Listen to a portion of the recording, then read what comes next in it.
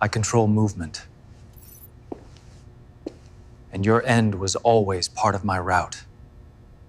The divorce papers were supposed to arrive next Tuesday. Instead, I found myself staring at a butterfly pink envelope on my 38th birthday, surrounded by the 3 people I thought I could trust most in this world. "Happy birthday, David," my mother-in-law Vivian said, her voice dripping with fake sweetness as she handed me the envelope. Her perfectly manicured fingers, adorned with rings worth more than most people's cars, trembled slightly. "This is from all of us." I looked around the upscale restaurant, Romano's, where Elena and I had our first date 8 years ago. The irony wasn't lost on me. My wife sat across from me, her phone positioned perfectly to record my reaction. Her brother Tom smirked from beside her, adjusting his expensive watch like he was timing something. "What's this?" I asked, though I already knew. The weight of the envelope, the way Elena couldn't meet my eyes, the nervous energy radiating from Tom, it all clicked into place. "Just open it, honey," Elena said, her voice barely above a whisper. The pet name sounded foreign coming from her lips. When was the last time she'd called me that? 6 months ago? A year? I tore open the envelope with deliberate slowness, my hands steady despite the adrenaline coursing through my veins. Inside were divorce papers, already filled out, with sticky notes marking where I needed to sign. Someone had even highlighted the sections about asset division in yellow. The restaurant buzzed around us, couples laughing, families celebrating, waiters rushing between tables with steaming plates. None of them knew they were witnessing an execution. "Well," Tom leaned forward, unable to contain his excitement. "What do you think?" I set the papers down carefully, reached into my jacket pocket, and pulled out the Mont Blanc pen Elena had given me for our first anniversary. The one she'd said represented our future together. Smooth, elegant, and built to last. "Thank you," I said, my voice calm as I signed each page with practiced efficiency. "This is exactly what I needed." The confusion on their faces was priceless. Elena's phone nearly slipped from her hands. Vivian's mouth opened and closed like a fish gasping for air. Tom's smirk faltered. I stood up, dropped $300 on the table, enough to cover the meal they'd ordered to celebrate my humiliation, and tucked the signed papers back into the pink envelope. "Happy birthday to me," I said, sliding the envelope across to Elena. "Enjoy your celebration." I walked out of Romano's with my head high, leaving behind 3 stunned faces and 8 years of marriage. The valet brought my truck around, and I tipped him $50 because why not? It was my birthday, after all. As I drove away, I caught a glimpse of them through the restaurant window. Elena was frantically waving her hands. Vivian was clutching her chest dramatically, and Tom was on his phone, probably calling someone to figure out what had just happened. If only they knew what I'd done before dessert arrived. The discovery happened by accident, like most life-changing moments do. I'd come home early from the logistics company I'd built from nothing over the past decade, hoping to surprise Elena with dinner reservations for my birthday weekend. Instead, I got the surprise of my life. I heard voices coming from the living room, Elena's laugh and another woman's voice I recognized as Vivian's. I was about to announce myself when I heard my name. "David's such an idiot," Elena was saying. "He has no idea what's coming." I froze in the hallway, my keys still in my hand. "Half his assets, Elena," Vivian replied, her voice filled with satisfaction. "The business, the house, the investment accounts, everything. And Richard promises you Paris once this is all over." Richard, Elena's boss at the marketing firm where she'd been working for 3 years. The same Richard who'd been calling her at odd hours. The same Richard whose name kept popping up in her text notifications. "I can't wait to see his face when we serve him the papers," Elena continued. "Tom's going to film the whole thing. We'll have it for the divorce proceedings, show how he reacted, make him look unstable." "Brilliant," Vivian cooed. "That boy never deserved you anyway. Blue-collar trash with delusions of grandeur. Richard can give you the life you actually deserve." I backed out of the house quietly, my mind racing. Blue-collar trash. 8 years of marriage, and that's what I was to them. I thought about all the family dinners where Vivian had smiled at me, all the times Tom had asked for business advice, all the nights Elena had fallen asleep in my arms. All of it had been a lie. I drove to Murphy's Bar, a dive on the south side where my old army buddy Malik had been tending bar for the past 5 years. The place smelled like cigarettes and broken dreams, which suited my mood perfectly. "You look like someone ran over your dog," Malik said, sliding a whiskey across the scarred wooden bar. "What's eating you?" I told him everything. The conversation I'd overheard, the months of Elena working late, the way she'd been distant and cold. Malik listened without interruption, occasionally nodding or refilling my glass. "So what's the play?" he asked when I finished. "I don't know yet," I admitted. "But they want to ambush me on my birthday? They want to film my humiliation? Fine. Let's give them a show they'll never forget." Malik grinned, the same expression he'd worn before we'd raided insurgent compounds in Middle East. "I'm listening. First, I need to know everything. Who's this Richard guy? How long has this been going on? What exactly are they planning?" "I know a guy," Malik said. "Private investigator owes me a favor. Give me 24 hours. The next morning, Malik called with information that made my skin crawl and my resolve crystallize. Richard Morrison, 45, married with 2 kids, senior partner at Morrison and Associates Marketing. He'd been having an affair with Elena for 8 months. They'd been to hotels, weekend getaways, and had even booked a trip to Paris for the week after my birthday, complete with reservations at some exclusive adult resort. But the real kicker? Richard was already married to a high-powered divorce attorney named Catherine Morrison. The same Catherine Morrison who'd made headlines last year for taking a cheating tech CEO to the cleaners in what the newspapers called the divorce of the decade. "There's more," Malik said. "Your mother-in-law has been feeding them information about your business. Bank statements, investment accounts, property deeds. She's been photographing everything when she visits." "How's that possible?" "Turns out Tom works for a private investigation firm. Not a very good one, but they know how to dig up financial information. They've been building a case against you for months." I felt something cold and hard settle in my chest. They hadn't just planned to divorce me, they'd planned to destroy me. "What do you want to do?" Malik asked. "I want to disappear," I said, "legally, financially, completely, and then I want to watch their world burn." I spent the next 36 hours restructuring my entire life. The beauty of owning a logistics company is that you understand how to move things quickly and efficiently, including assets. My lawyer, Janet Pierce, had handled the incorporation of my business 5 years ago. She was sharp, discreet, and had no love for cheating spouses after her own messy divorce. "You want to do what?" she asked, raising an eyebrow as I sat in her office at 7 in the morning. "Transfer controlling interest in the company to a trust, with my niece as the primary beneficiary," I said. "She's 25, has an MBA, and she's been working in the business for 2 years. Elena's never met her.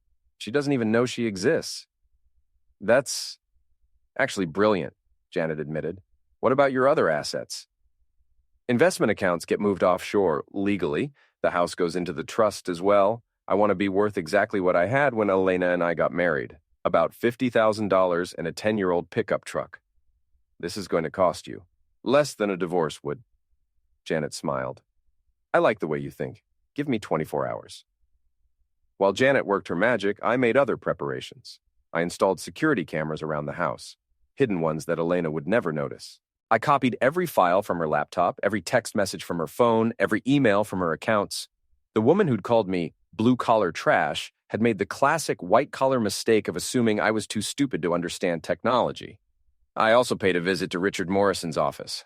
Morrison and Associates occupied the top 3 floors of a glass tower downtown. Richard's corner office had a view of the river and probably cost more to furnish than most people made in a year. I dressed the part, khakis, polo shirt, work boots, the uniform of someone who'd come to fix something. "I'm here about the air conditioning," I told his secretary, showing her a fake work order Malik had printed up. "Boss says there's been complaints about the temperature in Mr. Morrison's office." She waved me through without a second glance. Richard was on a conference call, his back to the door as he gestured at the view outside his window. He was exactly what I'd expected. Soft around the middle, expensive suit, the kind of guy who'd never worked with his hands a day in his life. I pretended to check the air vents while listening to his conversation. He was talking about a client presentation, his voice full of the kind of confidence that comes from never having to worry about real consequences. When he finished his call and turned around, I was standing by his desk. "Who are you?" he asked, startled. "David Chen," I said, watching his face go white. "Elena's husband." He opened his mouth to call for security, but I held up my hand. "Relax, Richard. I'm not here to cause trouble. I just wanted to meet the man who's been screwing my wife." "I don't know what you're talking about," he stammered. "Sure you don't." I picked up a framed photo from his desk, him with his wife and kids at some tropical resort. "Nice family. Does Catherine know about your Paris plans?" The color drained from his face completely. Here's what's going to happen, I continued, my voice conversational. You're going to continue your affair with Elena. You're going to take that trip to Paris. You're going to do exactly what you planned to do. But understand this, I know everything. Every hotel, every lie, every text message, and when the time comes, I'm going to use all of it. Are you threatening me? I'm educating you, I said. See, you think you're playing chess, but you don't even know what game I'm playing. Enjoy Paris, Richard. I hear it's beautiful this time of year. I left him standing there, probably wondering if he should call the police, call Elena, or call his lawyer. It didn't matter. The seed was planted, and doubt is a powerful thing. That evening, I came home to find Elena cooking dinner, something she hadn't done in months. She was humming, actually humming, as she moved around the kitchen. You're in a good mood, I observed. Just happy, she said, kissing my cheek. Work's been going really well lately. I'll bet it has, I thought. By the way, she continued, I thought we could go to Romano's for your birthday. You know, where we had our first date? It would be nice to have the family there. Mom and Tom want to celebrate with us. That sounds perfect, I said. I can't wait. The morning after my birthday dinner, I woke up to 17 missed calls and 43 text messages. Elena was already gone, probably at Richard's place, trying to figure out what had gone wrong with their perfect plan. The messages were a mix of panic, anger, and confusion. Elena, we need to talk. Now. Tom, what the heck was that about? Call me. Vivian, David, this is unacceptable. You can't just sign papers and walk away. Elena again. You're being childish. We can work this out. And then around 3 a.m, I know you're getting these messages. Stop ignoring me. I deleted them all and went to work. My logistics company, Chen Distribution, operated out of a warehouse complex on the industrial side of town. 47 employees, contracts with major retailers across the Midwest, and a reputation for getting things where they needed to go on time and intact. My assistant Maria looked surprised when I walked in at 7:30. You're early for a birthday boy, she said. How was dinner last night? Enlightening, I replied. Is my niece in yet? Jessica? Yeah, she's in the office going over the quarterly reports. Jessica Chen was my brother's daughter, though most people assumed she was just another employee. She had her father's analytical mind and her mother's ruthless efficiency. I'd been grooming her to take over the business for 2 years, though I'd never told her why. Uncle David, she said when I knocked on her office door. Happy birthday. How was the family dinner? Memorable, I said, closing the door behind me. We need to talk. I explained everything. The divorce, the asset transfer, her new role as majority owner of the company. Jessica listened without interruption, her expression growing more serious with each detail. So Elena never knew about me? She asked finally. I kept my family separate from hers, I admitted. Your aunt always thought my side of the family was beneath her standards. And now I own 60% of a multi-million-dollar logistics company. Now you own 60% of a multi-million-dollar logistics company, I confirmed. Think you can handle it? Jessica smiled, the same predatory expression I'd seen on her face when she'd negotiated our last major contract. What do you need me to do? For now, nothing. Run the business like you have been. But if Elena or anyone from her family shows up here, you don't know me as anything other than an employee. What about when they find out about the asset transfers? That's when things get interesting. Around noon, Elena showed up at the warehouse. I watched through the security cameras as she marched through the loading dock in her designer heels and business suit, completely out of place among the forklifts and shipping containers. I need to speak with David Chen, she told Maria, her voice sharp with authority. He's in a meeting, Maria replied calmly. Can I take a message? I'm his wife. Get him now. I'll see if he's available. Maria buzzed my office, and I told her to send Elena back. I wanted this conversation to happen where I had complete control. Elena stormed into my office like a hurricane, her face flushed with anger. What the heck do you think you're doing? She demanded. Working, I said, not looking up from my computer. You know, that thing I do to pay for your lifestyle. Don't play games with me, David. You signed those papers, but you can't just disappear. We have assets to divide, arrangements to make. What assets? I asked innocently. The house, the business, your investment accounts? What about them? Elena stared at me like I'd grown a second head.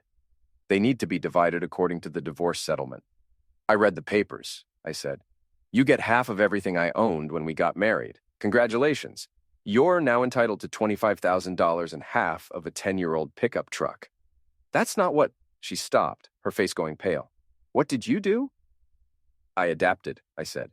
You see, when someone spends 8 months planning to destroy your life, you have two choices. You can be a victim, or you can be smarter than they are. Elena's hands were shaking now. The house belongs to a family trust. Your business. I'm just an employee now. The investment accounts. What investment accounts? She sank into the chair across from my desk, the reality of the situation finally hitting her. You can't do this, she whispered. I already did, I said. But don't worry. You and Richard will have a wonderful time in Paris. I hear the weather's perfect this time of year. The mention of Richard's name hit her like a physical blow. How did you know about your affair? Elena, I've known for months. The late nights, the secret phone calls, the way you started caring about your appearance again.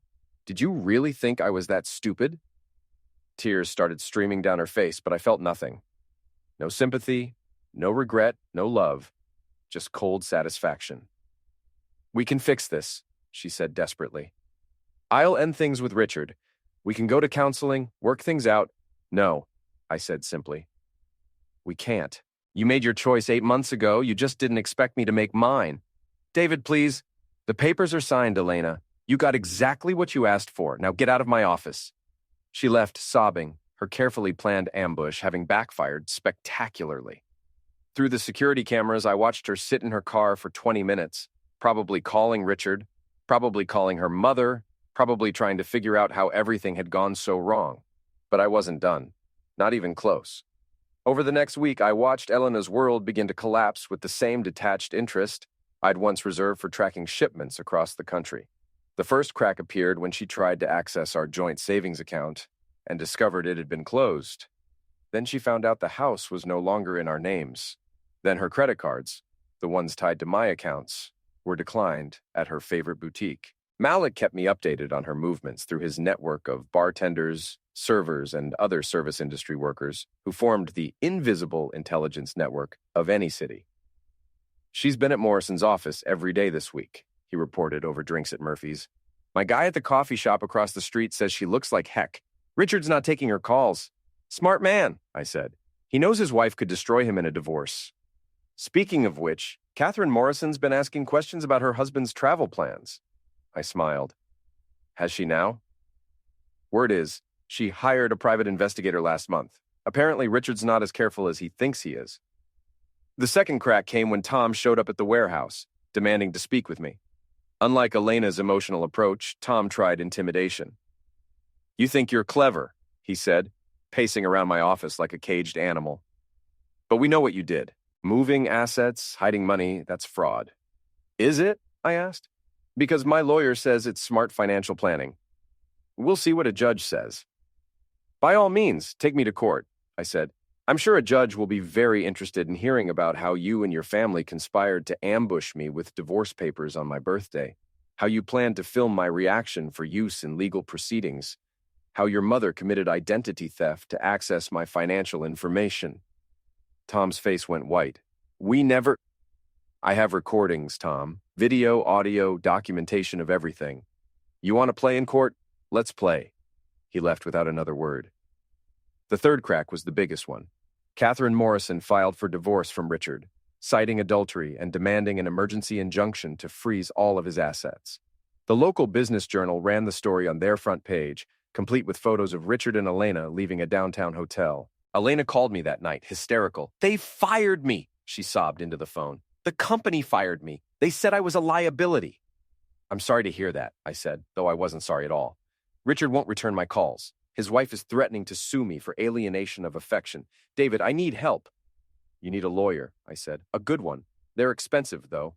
I don't have money for a lawyer. You took everything. I took what was mine, I corrected. You wanted a divorce, Elena? This is what divorce looks like. I made a mistake, she whispered. I know that now. Can't we? I hung up on her. But Elena's family wasn't ready to give up. Vivian had spent 60 years getting her way through manipulation, guilt, and social pressure. She wasn't about to let her daughter's meal ticket disappear without a fight. She showed up at my apartment, the modest 2-bedroom place I'd rented after moving out of the house, dressed in her finest jewelry and carrying herself like visiting royalty. David, she said when I opened the door, We need to talk. No, we don't, I replied, starting to close the door. She stuck her foot in the gap, her face twisted with desperation disguised as indignation. You can't treat my daughter like this. Elena made a mistake, but she's family. Family forgives. Was I family when you called me blue-collar trash? I asked. Was I family when you helped plan my humiliation? I never said. I have recordings, Vivian, every word. She stepped back, her composure cracking. What do you want? She asked finally. I want you to leave me alone, I said, all of you. Elena wanted a divorce, she got one. You wanted me out of your family, I'm out. Congratulations, you won. But Elena needs to learn that actions have consequences, I said. Something you should have taught her 36 years ago. I closed the door in her face and listened to her pound on it for 5 minutes before giving up. 2 weeks after my birthday dinner, I got a call from Malik. You need to get down here, he said. Now. I found him at Murphy's with a black eye and split lip, cleaning glasses behind the bar like nothing had happened. What the heck happened to you? I asked. Your brother-in-law and 2 of his friends decided to pay me a visit, Malik said. They wanted information about you, where you're living, where you work, what your plans are. Rage flooded through me, hot and immediate. Are you okay? I've had worse, he said. But they made a mistake. What kind of mistake? Malik grinned, wincing as the expression pulled at his split lip. They didn't know about the security cameras, or the fact that I still have friends from our army days, or that attack is a felony. You called the police? I called someone better, he said. Remember Martinez from our unit? He's a detective now. Tom and his buddies are going to have a very interesting conversation with him tomorrow morning. But that wasn't enough for me. Tom had crossed a line by involving Malik, and I was done playing defense. I spent the next day tracking down Tom's friends, the 2 men who'd helped him jump my best friend. It wasn't hard. Tom wasn't smart enough to hire professionals. These were just thugs he knew from whatever bar he'd been drinking at. I found them that evening at a pool hall on the north side, celebrating their easy payday with cheap beer and cheaper whiskey. You boys have a good time last night? I asked, sliding onto a bar stool next to them. The bigger one, a guy with prison tattoos and missing teeth, looked me up and down. Do I know you? He asked. I'm the guy whose friend you beat up, I said calmly. Both men tensed, ready for a fight. What they didn't expect was the envelope I placed on the bar between us. What's that? The smaller one asked. Photos, I said, from the security cameras at Murphy's bar. Clear shots of your faces, the attack, everything. There's also a copy of the police report my friend filed this morning. They exchanged glances, suddenly less confident. Here's what's going to happen, I continued. You're going to call Tom and tell him the deal's off. You're going to disappear from this situation completely. And if I ever see either of you near my friend again, these photos go to every police department in the city, along with your names and addresses. You can't prove nothing, the big one said, but his voice lacked conviction. Can't I? I pulled out my phone and showed them a crystal-clear video of them entering Murphy's, following Tom inside, and emerging 10 minutes later while Tom counted out cash. Technology's amazing these days. They left without finishing their drinks. But Tom himself was a different problem. He was family, which meant Elena and Vivian would protect him no matter what he did. He was also stupid enough to escalate things if I didn't handle him properly. I didn't have to wait long for the opportunity. Tom showed up at my apartment building 2 nights later, drunk and belligerent, shouting in the parking lot about what he was going to do to me. I let him rant for 5 minutes, giving him enough rope to hang himself while I recorded everything from my balcony. Then I came downstairs. You done? I asked. Tom spun around, swaying slightly. You think you're so smart, he slurred. But I know things about you. I know where you work, where you live. I know how to hurt you. Like you hurt Malik? That was just a warning, Tom said. Next time. He swung at me, a wild, drunken punch that I saw coming from a mile away. I sidestepped it easily, letting his momentum carry him past me. He stumbled, caught himself against a car, and turned around with homicide in his eyes. You want to do this here? I asked. In front of all these cameras? With all these witnesses? Tom looked around, suddenly aware that several neighbors had come out to watch the show. His bravado deflated slightly. This isn't over, he said. Yes, it is, I replied. Because if you ever threaten me or my friends again, I'll have you arrested for attack, harassment, and anything else I can think of. And then I'll sue you for everything you're worth, which admittedly isn't much. Tom left, but I knew he'd be back. Men like him always came back. I was right. 3 days later, Tom showed up at my workplace with Elena and Vivian in tow. They'd clearly planned this as their final attack, a coordinated attack designed to corner me and force me to negotiate. They made it past the loading dock because I let them. I wanted this confrontation to happen on my turf, with my people watching, recorded by my cameras. "David," Elena called out as they approached my office, "we need to talk." I stepped out to meet them in the warehouse proper, surrounded by my employees, with Jessica watching from the office above. "What can I do for you folks?" I asked politely. "You can stop this childish behavior," Vivian snapped. "Elena is your wife. You have responsibilities." "Elena is my ex-wife," I corrected, as of 2 weeks ago, and my only responsibility is to myself.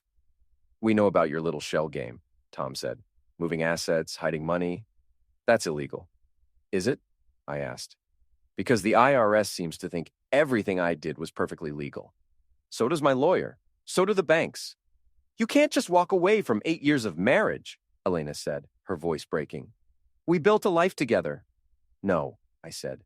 "I built a life. You lived in it while planning to destroy it. There's a difference." The warehouse had gone quiet around us. 47 employees had stopped what they were doing to watch the drama unfold. I could see some of them recording with their phones. "David," Elena tried again, "I know I made mistakes." "You made choices," I interrupted. "You chose to have an affair. You chose to plan an ambush divorce. You chose to call me blue-collar trash. You chose to try to take everything I worked for. These weren't mistakes, Elena. They were decisions." "So what happens now?" she asked desperately. "Now you live with the consequences of your choices," I said, "just like I'm living with mine." "This isn't over," Tom said, stepping forward aggressively. "Yes, it is," I replied, "because if any of you ever contact me again, if you ever show up at my workplace again, if you ever threaten my friends again, I'll make your lives very, very difficult." "How?" Vivian demanded. I smiled, the expression cold enough to make her step back. "I'm a logistics expert, Vivian. I know how to move things. Information, money, people. I know how to track shipments across the country, how to coordinate complex operations, how to make sure things end up exactly where they need to be. Do you really want to find out what I can do when I put my mind to it?" They left without another word, but I could see in their eyes that this was far from over. They'd regroup, make new plans, find new ways to attack me. I was counting on it. The end came 3 weeks later, but not the way any of us expected. I was at Murphy's with Malik, celebrating his recovery from the beating Tom's friends had given him, when Catherine Morrison walked in. Richard's soon-to-be ex-wife was everything Elena wasn't, confident, self-possessed, and absolutely ruthless. "Mr. Chen?" she said, approaching our table. "I'm Catherine Morrison. I believe we have some mutual interest to discuss." Malik raised an eyebrow but didn't say anything as Catherine sat down. "I know about your situation with your ex-wife and my husband," she continued. "I also know about their little Paris adventure, which is scheduled for next week." "Congratulations on your divorce," I said carefully. Catherine smiled, the expression sharp as a blade. "Thank you. Richard's going to lose everything, of course. The house, the business, custody of the children. I'm very good at what I do. I'm sure you are. But I have a proposition for you," she said. "Something that might benefit us both." She slid a manila envelope across the table. Inside were photographs, bank records, hotel receipts, and a detailed timeline of Richard and Elena's affair. "I've been documenting my husband's infidelity for months," Catherine explained. "I have enough evidence to destroy him in court, but I want more than just a favorable divorce settlement. What do you want?" "I want him to suffer," she said simply. "I want him to understand what it feels like to lose everything you've worked for. And I think you want the same thing for your ex-wife." She was right, of course, but I was curious about her angle. "What are you proposing?" "Richard and Elena are leaving for Paris tomorrow night," Catherine said. "They think they're finally free to be together, to start their new life. What they don't know is that I've already contacted the French authorities about Richard's tax evasion. He's been hiding assets in offshore accounts for years." "That's between you and him," I said. "True. But what if Elena were to be implicated as well? What if it appeared that she'd been helping him move money illegally? What if she were to be detained by French customs when they tried to return to the United States?" The implications were staggering. Elena could face international fraud charges, extradition proceedings, Years of legal battles she couldn't afford. That seems excessive, I said, though part of me was intrigued. Does it? Catherine asked. Your ex-wife destroyed your marriage for money. She conspired with my husband to defraud you in a divorce settlement. She participated in moving assets to hidden accounts. From where I sit, she's as guilty as he is. Malik leaned forward. What exactly are you asking David to do? Nothing illegal, Catherine said. I just need some information. Elena's passport number, her travel itinerary, her phone records, things that would help the authorities build their case. I don't have access to that information, I lied. Catherine smiled. Of course you don't. But if you did, and if you were to share it with the appropriate authorities, Elena might find herself in a very difficult situation, one that would make your little asset protection scheme look like child's play. She stood up, leaving the envelope on the table. Think about it, Mr. Chen. But don't think too long. They leave tomorrow night. After she left, Malik and I sat in silence for several minutes. That woman is scary, he said finally. She's also right, I admitted. Elena did participate in Richard's schemes. She did try to defraud me. She did choose to destroy our marriage for money. So what are you going to do? I thought about Elena's face when she'd handed me the divorce papers, the satisfaction in her voice when she'd called me blue-collar trash, the months of lies and deception that had led to that moment. I'm going to give Catherine Morrison exactly what she wants, I said. The next evening, I sat in my apartment with a glass of whiskey and my laptop, watching the flight tracker on my screen. Air France Flight 447 to Charles de Gaulle Airport had just taken off from O'Hare, carrying Elena and Richard toward what they thought was their new beginning. What they didn't know was that French customs officials were waiting for them with arrest warrants, extradition requests, and evidence of international money laundering that would keep them tied up in legal proceedings for years. What they also didn't know was that Catherine Morrison had played us all. My phone rang around midnight. It was Jessica calling from the warehouse. Uncle David, she said, her voice tight with concern. We have a problem? What kind of problem? The kind where the FBI just showed up with a warrant to search our financial records? I felt the bottom drop out of my stomach. What are they looking for? Evidence of money laundering, asset concealment, and conspiracy to commit fraud, Jessica said.